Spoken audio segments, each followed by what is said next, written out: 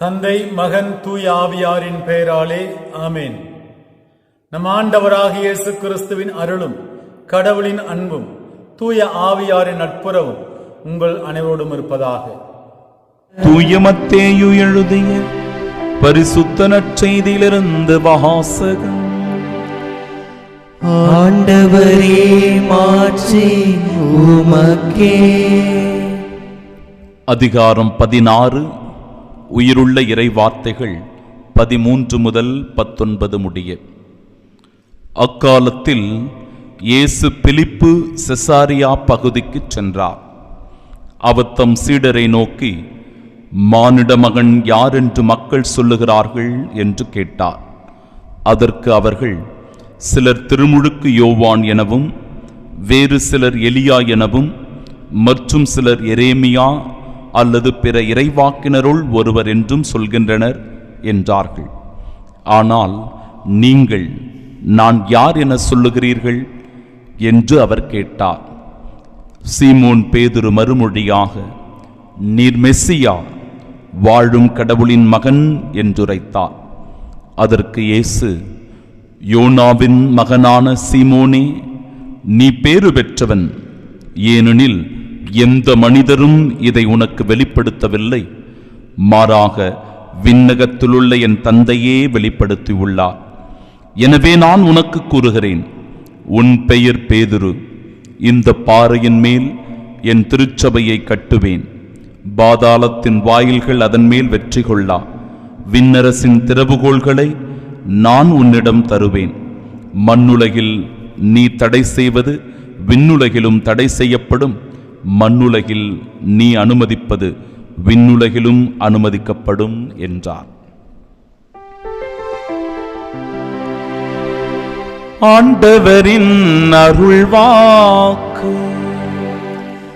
கிறிஸ்துவே, உமக்கு புகழ்.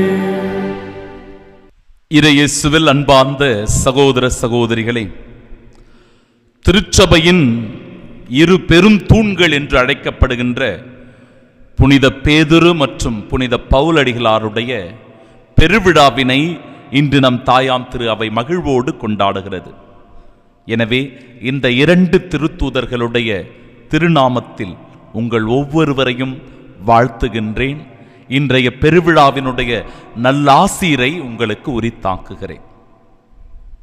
நற்செய்தி அறிவிப்போரின் பாதங்கள் எத்துணை அருமையாய் அழகாய் இருக்கின்றன.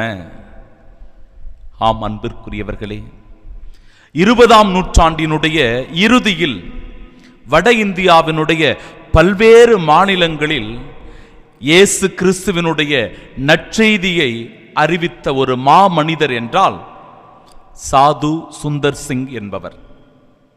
இவர் ஒரு சீக்கியர். ஒரு முறை இவர் ரயிலில் பயணித்துக் கொண்டிருக்கிறார். அப்பொழுது அங்கு வந்த கிறிஸ்தவ போதகர் ஒருவர் அந்த ரயிலில் இருந்த எல்லா பயணிகளிடத்திலும் விவிலியத்தை கொடுக்கிறார், பைபிளை கொடுக்கிறார். அப்பொழுது அந்த இடத்தில் திடீரென்று வந்த ஒரு கும்பல் அவரை அடித்து விரட்டி அடிக்கிறது. பைபிளை எல்லாம் பிடுங்கி அந்த இடத்திலேயே துண்டு துண்டாக சுக்குநூறாக கிழித்து போடுகிறார்கள். அப்பொழுது கிழிந்து போன அந்த துண்டுகளிலிருந்து ஒரு துண்டானது பறந்து போய் சாது சுந்தர் சிங்கின் மீது விழுகிறது. அவர் என்ன இந்த காகிதம் என்று அந்த துண்டுச்சீட்டை பிரித்து படித்தபோது, வாழ்வு தரும் உணவு நானே என்று அதில் எழுதப்பட்டிருந்ததாம். அந்த வார்த்தையில் ஏதோ ஒரு ஈர்ப்பு இருப்பதை இவர் உணர்ந்து கொள்ளுகிறார். இந்த வார்த்தையினுடைய முழுமையான பொருள் என்ன, அவற்றினுடைய அர்த்தம் என்ன என்பதை தெரிந்து கொள்ள ஒரு விவிலியத்தை வாங்கி முழுவதுமாக படிக்க ஆரம்பிக்கிறாராம். இந்த விவிலியத்தில் இருக்கின்ற மேன்மையையும் அவற்றினுடைய புனிதத்துவத்தையும் உணர்ந்து கொண்ட சாது சுந்தர் சிங் அவர்கள் வட இந்தியாவினுடைய பல்வேறு மாநிலங்களுக்கு சென்று இயேசு கிறிஸ்துவை பற்றியும் அவரை பற்றிய நற்செய்தியையும் இவர் அறிவிக்கின்றார். அன்பு உள்ளங்களே, இன்றளவும் ஏழை எளிய மக்களினுடைய நெஞ்சங்களில் சாது சுந்தர் சிங் அவர்கள் வாழ்ந்து கொண்டிருக்கிறார் என்றால் அதில் எல்லளவும் ஐயமில்லை. நற்செய்தி அறிவிப்போரின் பாதங்கள் எத்துணை அழகாய் இருக்கின்றன. புனித பேதுருவும் பவுலும் உயிர்த்த ஆண்டவரால் அவர்கள் முழுவதுமாக தடுத்தாட்கொள்ளப்படுகிறார்கள். யோவான் நற்செய்தி 21வது அதிகாரம் 1 முதல் 19 உள்ள இறை வார்த்தைகளை நாம் வாசித்தோம் என்றால், யோவானின் மகனான சீமோனே, நீ என்னை அன்பு செய்கிறாயா என்று கேட்டு மீண்டும் மீண்டுமாய் புனித பேதுருவை நம் ஆண்டவர் இயேசு கிறிஸ்து உறுதிப்படுத்துவதை பார்க்கிறோம். விசுவாசத்திலும் நம்பிக்கையிலும் அவரை திடப்படுத்துவதை பார்க்கிறோம். அவ்வாறே திருத்தூதர் பணிகள் 9வது அதிகாரம் 1 முதல் 19 வரை உள்ள இறைவார்த்தைகளை வாசித்தோம் என்றால், நீ துன்புறுத்தும் இயேசு நானே என்று சொல்லி பவுலடிகளாரை தடுத்தாட்கொள்வதை பார்க்கிறோம். ஆம் அன்பிற்குரியவர்களே, இயேசுவையும் அவர் தரும் மீட்பையும் உலகின் பல்வேறு இடங்களில் பரவச் செய்தவர்கள் இன்றைய நாளினுடைய புனிதர்கள்.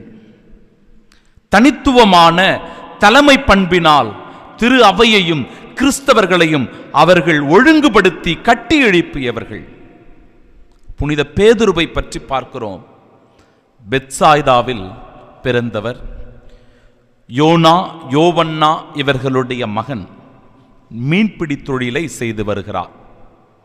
அவருடைய வார்த்தைகள் எல்லாம் ஆழமான சிந்தனைகளை உள்ளடக்கியது, தியான சிந்தனைகளை நமக்கு கொடுக்கிறது. இந்த வார்த்தைகளை மீண்டும் மீண்டுமாய் நாம் தியானிக்கும் போது நம் உள்ளமானது எழுச்சி பெறுகிறது. இறை விசுவாசத்திலும் நம்பிக்கையிலும் நாமும் ஊன்றி இருக்க செய்கிறது. மத்தேயு நற்செய்தி 18வது அதிகாரம் 17வது இறை வார்த்தை, நீர் மெசியா, வாழும் கடவுளின் மகன் என்று ஆண்டவர் இயேசு கிறிஸ்துவை பற்றி அற்புதமாய் எடுத்து சொல்லுவதை பார்க்கிறோம் பவுலடிகளார். யோவான் நற்செய்தி 6வது அதிகாரம் 68வது இறை வார்த்தை, ஆண்டவரே, நாங்கள் யாரிடம் போவோம்? வாழ்வு தருகிற வார்த்தைகள் உம்மிடம் தானே உள்ளன என்று சொல்லி வாழ்வு தருகிற வார்த்தையாம் கிறிஸ்துவை முழுமையாக அறிந்து கொள்ளுகிறவராய் அவரிடத்திலிருந்தே நமக்கு வாழ்வு வருகிறது என்பதை தெளிவாக எடுத்து கூறுகிறார் பேதுரு. ஆண்டவரே, நீர்தாம் என்றால் நானும் கடலில் நடந்து வர அனுமதி தாரும் என்று சொல்லி மத்தேயு நற்செய்தி 14வது அதிகாரம் 28வது இறை வார்த்தை சொல்லுகிறது.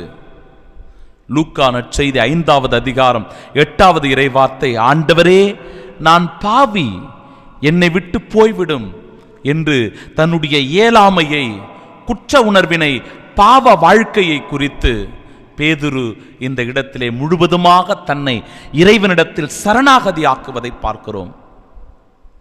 அவ்வாறு திருத்தூதர் பணிகள் 3வது அதிகாரம் 6வது இறை வார்த்தை, தூய ஆவியினால் ஆட்கொள்ளப்பட்ட பேதுரு உயிர்த்த ஆண்டவர் அவர் மீது கொண்ட முழுமையான விசுவாசத்தினால், நம்பிக்கையினால் இந்த வார்த்தைகளை சொல்லுவதை பார்க்கிறோம். நாசரேத்து இயேசுவின் பெயரால் நீர் எழுந்து நடந்திடும் என்று கட்டளையிடுவதை பார்க்கிறோம். அந்த இடத்துல இயேசுவினுடைய பெயரை சொல்லும் போது அற்புதம் நடக்கிறது, அதிசயம் நடக்கிறது. அன்பிற்குரியவர்களே,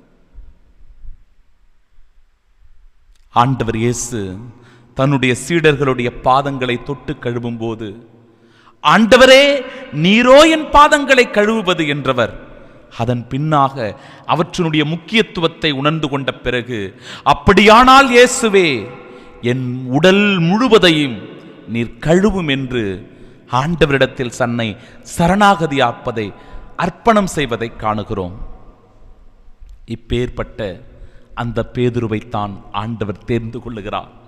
நம் தாயாம் திரு அவையினுடைய முதல் திருத்தந்தையாக உயர்த்துகிறார். உன் பெயர் பேதுரு, இந்த பாறையின் மீது என் திரு அவையை கட்டுவேன், பாதாளத்தின் வாயில்கள் அதன் மீது வெற்றி கொள்ளா, விண்ணரசின் திறவுகோள்களை உன்னிடம் தருவேன் என்று மத்தேயு நற்செய்தி 16வது அதிகாரம் 18-19 இறை வார்த்தைகள் சொல்லுகிறது. திரு அவையினுடைய தலைவராக உயர்த்தப்பட்டவராக பேதுரு திகழ்கிறார்.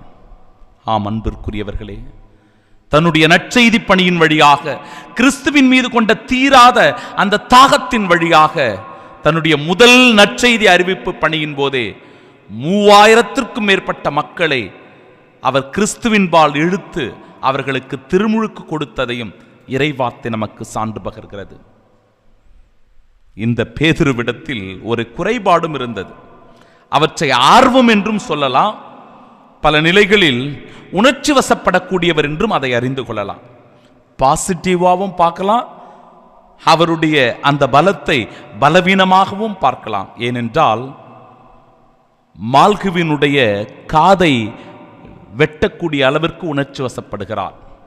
இயேசுவை கைது செய்யும் போது, இயேசு கடல் மீது நடந்து வரும்போது இவர் திடீர்னு கடல்ல எகிரி குதிப்பதை பார்க்கிறோம். உணர்ச்சி வசப்படுறாரு.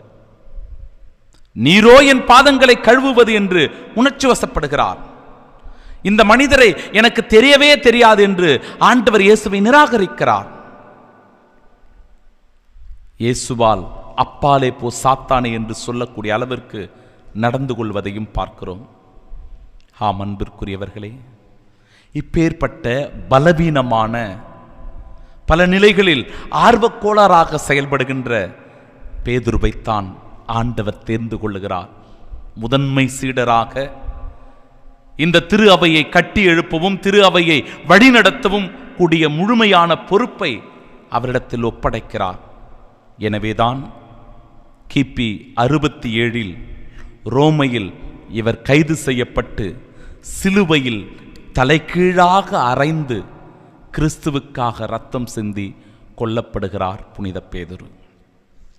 அன்பு உள்ளங்களே, அதே போன்று புனித பவுலடிகளாரும் கிபி 10 தர்சு நகரில் பிறந்தவர். உயிர்த்த ஆண்டவரால் இவரும் அழைக்கப்படுகிறார். உலகெங்கும் சென்று பல்வேறு இடங்களில் கிறிஸ்துவை பற்றிய நற்செய்தியை அறிவித்தவர்.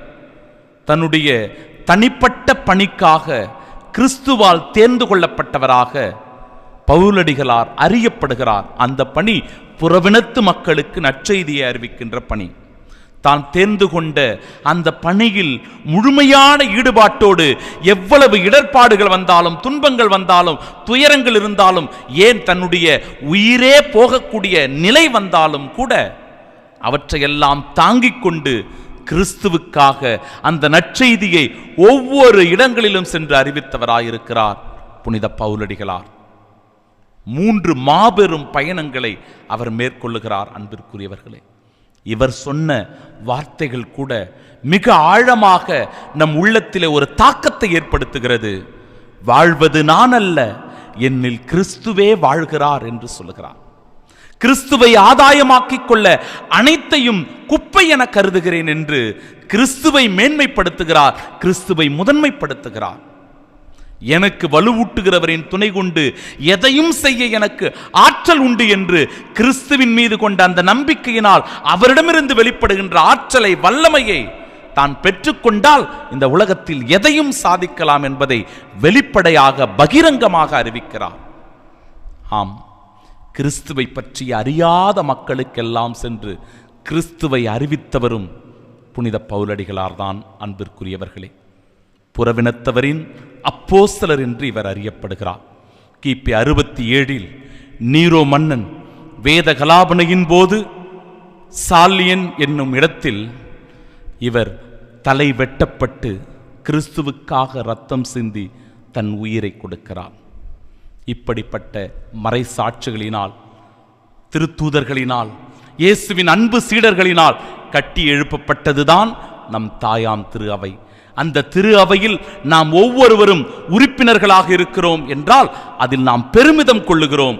அது மட்டுமல்லாமல் இயேசுவின் சீடர்களாய், சீடத்திகளாய் இந்த உலகத்தின் வாழ்வதன் வழியாக, அவருடைய சாட்சிகளாய் இந்த உலகத்தில் இருப்பதின் வழியாக இயேசு ஆண்டவர் தருகிற மாபெரும் மீட்பில், அந்த பேரின்பத்தில் பங்கு பெறுகின்ற பாக்கியவான்களாக இருக்கிறோம். எனவே இந்த அற்புதமான புனிதர்களுடைய வழிகாட்டுதலினால் நாமும் கிறிஸ்துவின் சாட்சிகளாய் வாழ இந்த நாளிலே இணைந்து ஜெபிப்போம். இறை ஆசிரை பெறுவோம். ஆமென். நன்றி கூறி பாடுவோம் நல்ல தேவன் இயேசுவை, அரிய செயல்கள் ஆற்றினார் போற்றுவோம். நன்றி கூறி பாடுவோம் நல்ல தேவன் இயேசுவை, அரிய செயல்கள் ஆற்றினார் போற்றுவோம். மகிழ்ச்சியால் இதயங்கள் பொங்கி பொங்கி பாய்ந்திட ஒரு மனமாய் உறவுடனே பாடிடுவோமே. நன்றி கூறி பாடுவோம் நல்ல தேவன் இயேசுவை, அரிய செயல்கள் ஆற்றினார் போற்றுவோம்.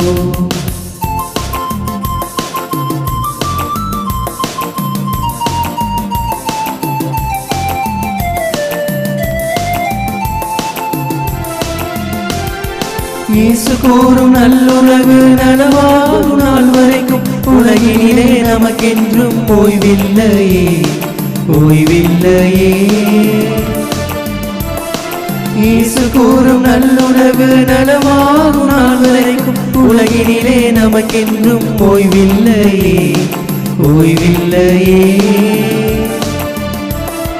அன்பினில் நீதியும் நீதியில் அன்பையும், சமத்துவத்தில் வாழ்வையும் வாழ்வினிலே வளமையும் இறையரசில் நாம் காண்போமே, காண்போமே. நன்றி கூறி பாடுவோம் நல்ல தேவன் இயேசுவை, அரிய செயல்கள் ஆற்றினார் போற்றுவோம். நன்றி கூறி பாடுவோம் நல்ல தேவன் இயேசுவை, அரிய செயல்கள் ஆற்றினார் போற்றுவோம். ஆண்டவர் உங்களோடு இருப்பாராக. எல்லாம் வல்ல இறைவன் தந்தை, மகன், தூய ஆவியார் உங்களை ஆசீர்வதித்து காப்பாராக. ஆமென்.